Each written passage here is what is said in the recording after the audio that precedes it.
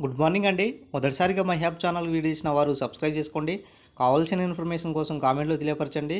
అదేవిధంగా వీడియో నచ్చినట్లయితే లైక్ చేయండి అండ్ షేర్ చేయండి సార్.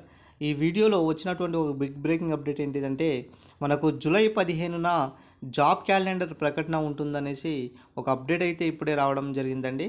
సో మనకు మంత్రివర్యులు కోమటిరెడ్డి వెంకటరెడ్డి సార్ కూడా మేము ఆల్రెడీ అన్ని అన్నీ సంబంధించినటువంటి వేకెన్సీస్ సంబంధించినటువంటి ఖాళీలు అన్నీ కూడా టీజీపీఎస్సికి పంపించాము, త్వరలోనే ఉద్యోగాలు రాబోతున్నాయి అనేసి చెప్పడం జరిగింది.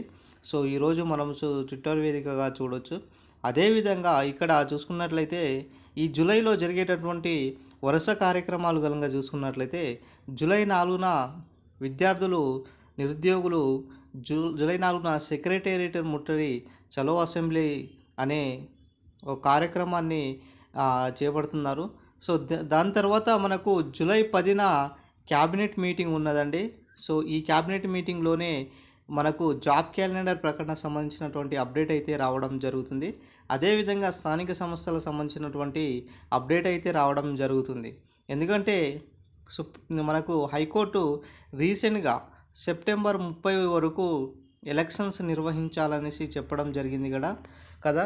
సో దానికి సంబంధించినటువంటి ఏదైతే ప్రక్రియ ఉన్నదో అటు అసెంబ్లీ ఇటు జాబ్ క్యాలెండర్ సంబంధించినటువంటి ప్రకటన రెండు ఒకేసారి రాబోతున్నాయండి.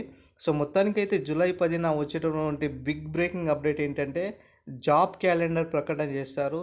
ఈ డేట్స్ నుంచి అనౌన్స్ చేస్తారు. ఖచ్చితంగా అయితే సెప్టెంబర్ వరకు కూడా ఎలక్షన్స్ ఉండే అవకాశం ఉన్నది కాబట్టి నవంబర్ నుంచి మనకు ఇక్కడ ఎగ్జామ్స్ నిర్వహించే అవకాశం దాదాపుగా ఎక్కువగా కనబడుతుంది సార్. గతంలో ఎన్నడూ లేని విధంగా ఈసారి 30,000 ఉద్యోగాల భర్తీ దిశగా ఒకేసారి ఈ జాబ్ క్యాలెండర్లో 30,000 ఉద్యోగాలు భర్తీ చేయాలన్న ఉద్దేశంతో ఈరోజు ప్రభుత్వం ముందడుగు వేస్తుంది సార్.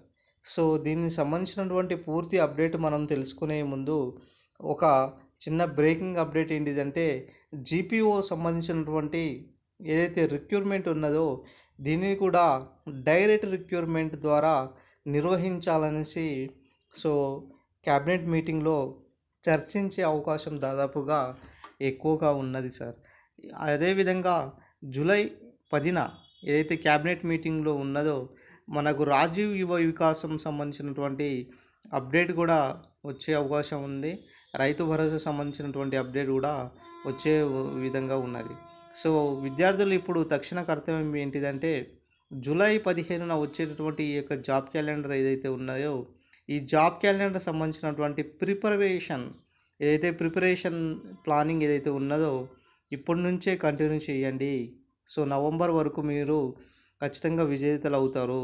ఎందుకంటే దాదాపుగా జూలై, ఆగస్ట్, సెప్టెంబర్, నవంబర్ ఈ 4 మంత్స్ వరకు మీరు ఖచ్చితంగా చదువుకున్నట్లయితే రాబోయే జాబ్ క్యాలెండర్లో మీరు ఒక విజేతలు అవ్వచ్చు.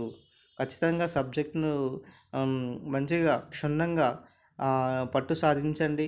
ఖచ్చితంగా అయితే మీరు ఈ ఇయర్లో ఒక ఉద్యోగిగా మారుతారు. సో నిరుద్యోగి నుంచి స్టెప్ వేయాలంటే, ఉద్యోగిగా మారాలంటే మీ యొక్క హార్డ్ వర్క్, డెడికేషనే అండి, మీ యొక్క పట్టుదలే అండి. సో మీరు చేసుకున్నటువంటి ప్లానింగ్, స్మార్ట్ వర్క్ ఇవన్నీ కూడా ఉండేటట్టుగా చూసుకోండి. ఖచ్చితంగా అయితే నోటిఫికేషన్స్ అయితే యథావిధిగా వచ్చే అవకాశం దాదాపుగా ఎక్కువ ఉంటుంది. మనకు జూలై 10న దీనికి సంబంధించినటువంటి అనౌన్స్మెంట్ ఉంటుంది. జాబ్ క్యాలెండర్ 15న విడుదల చేస్తారు. నవంబర్న ఎగ్జామ్స్ ఉంటాయి. ఇది ఈరోజు వచ్చినటువంటి అప్డేట్. వీడియో నచ్చినట్లయితే లైక్ చేయండి, షేర్ చేయండి, సబ్స్క్రైబ్ చేసుకోండి sir. Thank you friends. Thank you one and all.